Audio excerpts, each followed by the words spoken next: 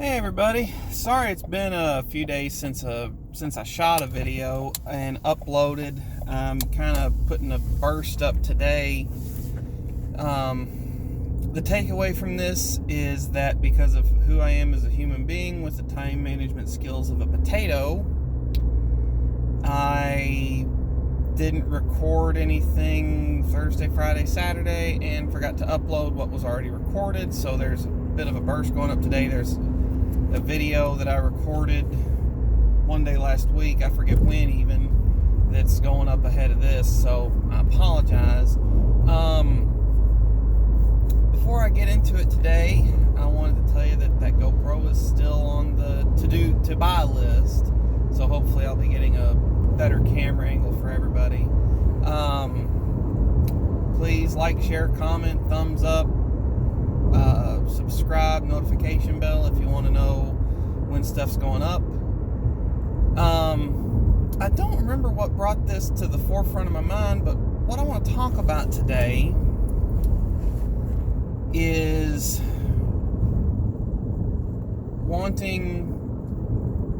how bad do you want something?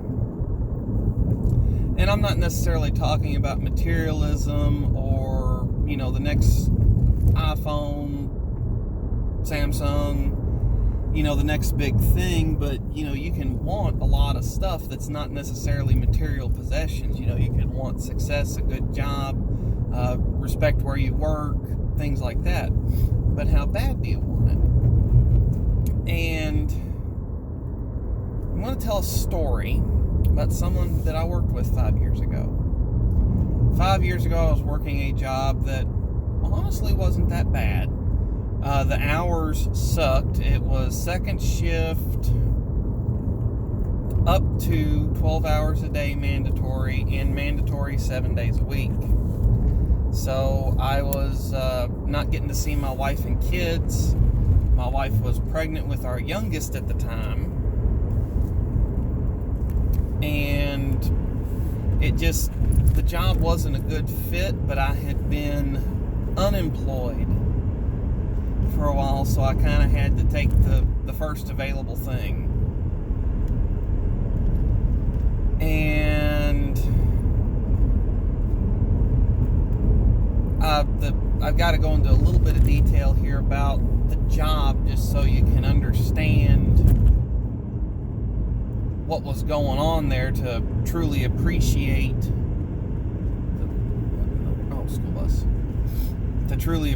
what I'm about to tell you. The job was a metal fabrication shop, which doesn't necessarily do the work justice. It was a assembly line for pickup truck frames and components.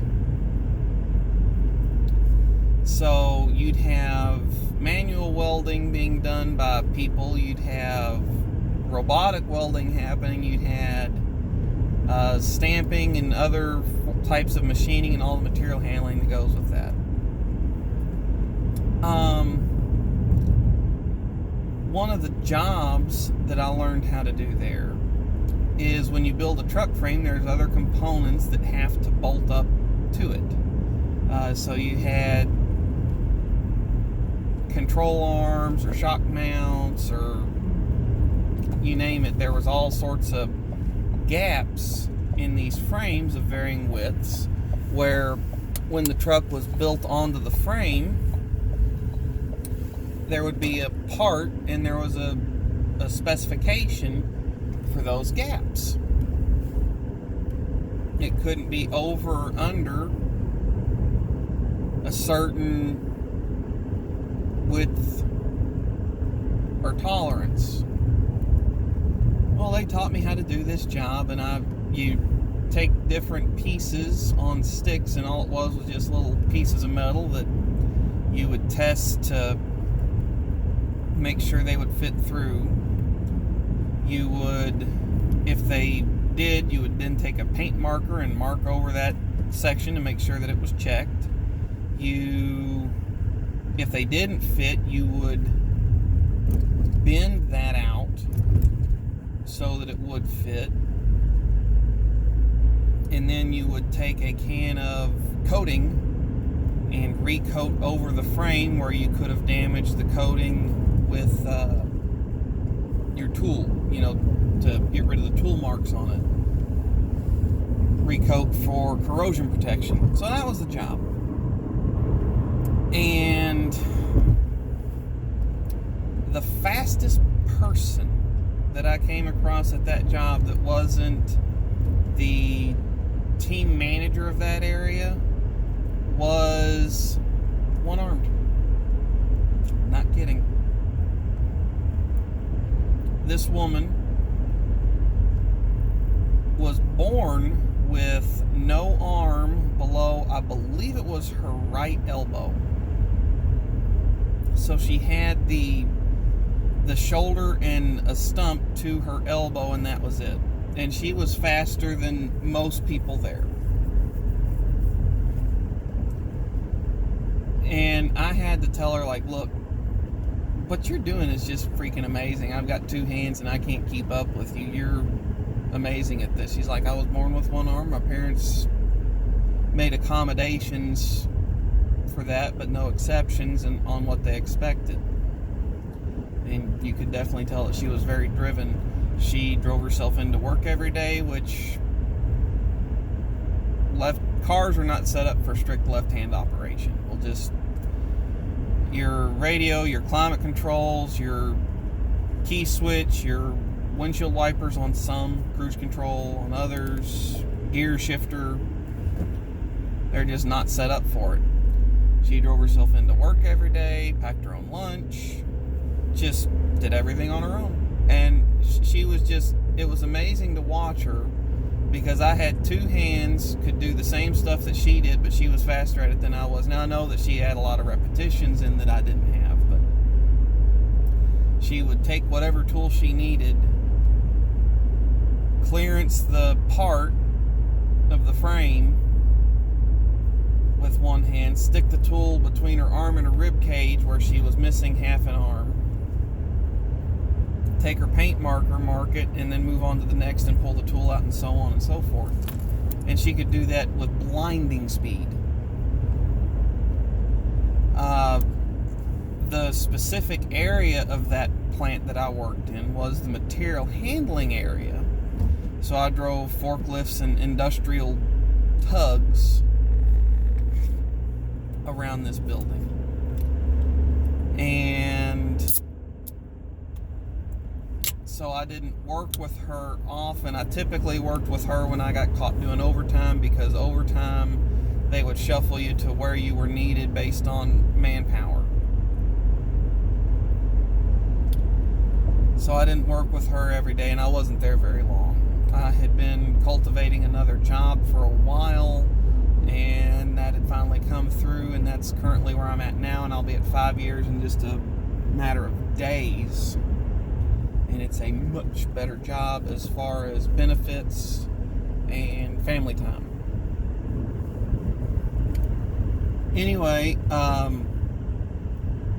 I got to talking with some of my coworkers in material handling in my area. And this one dude said, dude, you never want to end up welding next to that chick. I'm like, what do you mean? Is she bad? You got to go over there and help her out and touch up stuff? He's like, no. With one arm, she can weld better than I can. Which, yet again, if anyone understands anything about welding, you've got the welding gun that these were all self-feeding wire welders that we use there.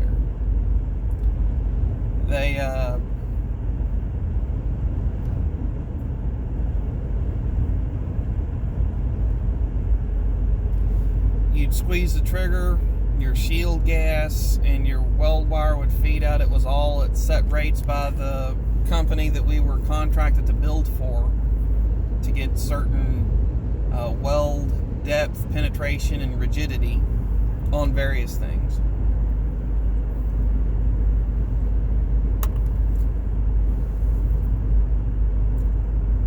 Well, this woman one-handed could weld better than most people could with two that were there.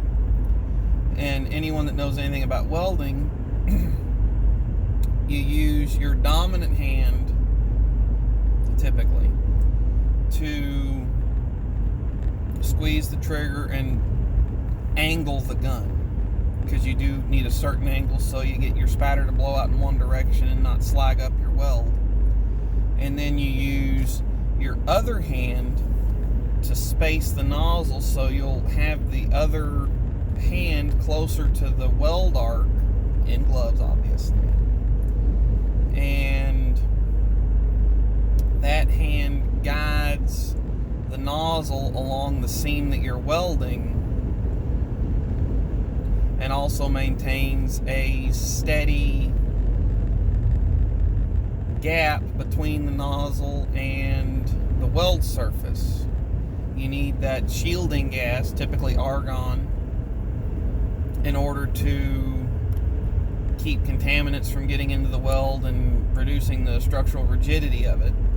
You also need a certain distance in order to ensure the correct amount of heat is getting into the weld, to ensure that it's a wide enough weld into both pieces of metal. Welding was amazing fun, but being on fire isn't. I was on fire twice in the month-ish that I worked there. Had a pair of coveralls, which are bib overalls, denim, so just you wear them like jeans, except they have suspenders on them. Anyone that's ever done any welding, that is the best piece of clothing made for welders and handymen. Perfect. You never have to worry about worker crack. You've got pockets on your chest for tools. You've got pockets all over for tools. You've got pockets for just your normal stuff that you carry in your pockets, car keys, pocket knives, etc. And one of these pair of coveralls that I had a little fray in them on the outside of the pocket on one of the pant legs, and I was welding as a test to prove that I could weld, and spatter got on that fray and set myself on fire. And there's a certain smell to a weld that wasn't there when I did it, and I'm like, that's not right, that smells like a textile. And then my legs started getting hot and I was on fire, so I beat it out real quick. And then the second time, I wasn't even touching a welder. I was driving a electric powered tug, and when I'm rolling past a welding cell, a piece of spatter from a robotic welder shoots up and gets right in my hair and sets me on fire, and I bring the tug to a screeching stop real quick and proceed to beat myself about the head and shoulders till I'm not on fire. It wasn't really bad, but I told my wife, I said, the next day I'm on fire at work is the day I go bald. And so sure enough, I shaved my head because I didn't want to be on fire at work again. But I did start wearing do-rags. I looked like a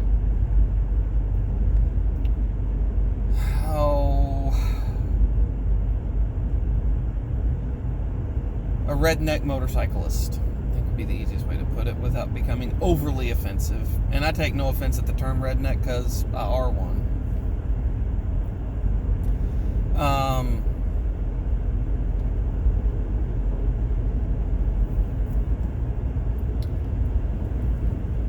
But all that job was, when you were welding, you had to have very fine motor control, and some people could weld two-handed fairly good. Some people could barely weld two-handed.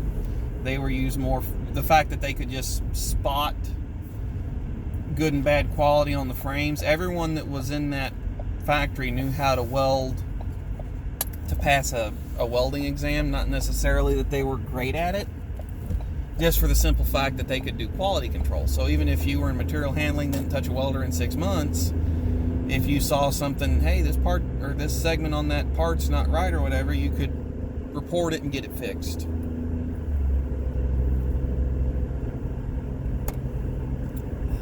Not sponsored. But this girl could outweld most of the guys there, and all the guys there had 2 arms. So I find it frustrating a lot of times when I hear people, I can't. Because I've seen people do a lot that realistically they could have taken an easy way out. She could have gotten a secretary's position somewhere, although her typing would have been slow. She could have. There was a lot of other jobs for someone like that, or she could have even been someone that went straight to file for disability. And there's nothing against that. There are some people that are genuinely disabled. I think that disability roles are overfull with people that are partially able and just don't want to, or don't want to do the type of work that they are able to. But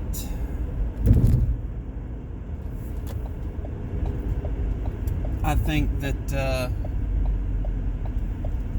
it was just amazing to watch her work, because not only could she do it, she had serious work ethic. She was on time every time, no absences during the month I was there, which, use that for whatever you want. I've gone longer than a month without an absence, but you get my point. And reliable, fast, good.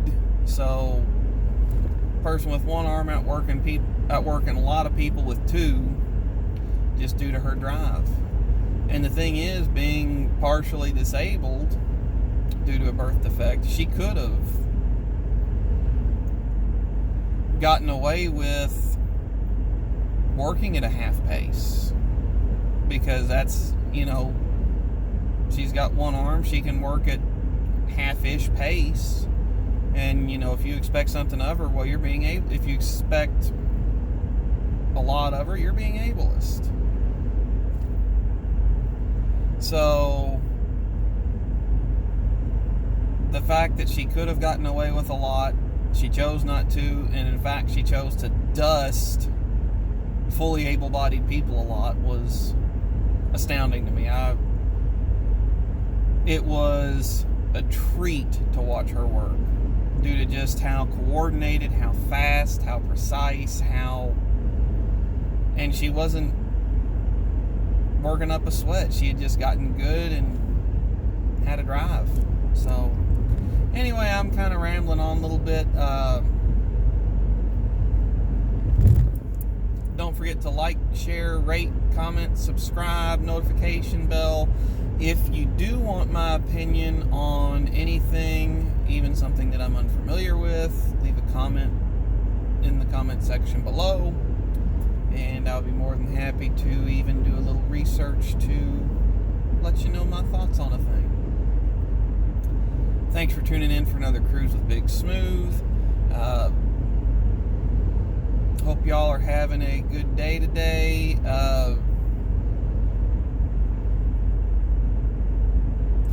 Real quick, before I sign off, I would like to know what some of your hobbies are. People out there have interests in everything. If I get enough comments about what your hobbies are, I might share what some of my interests and hobbies are. They're stuff that you wouldn't expect would go together. Anyway, hope y'all are having a good day. Stay safe.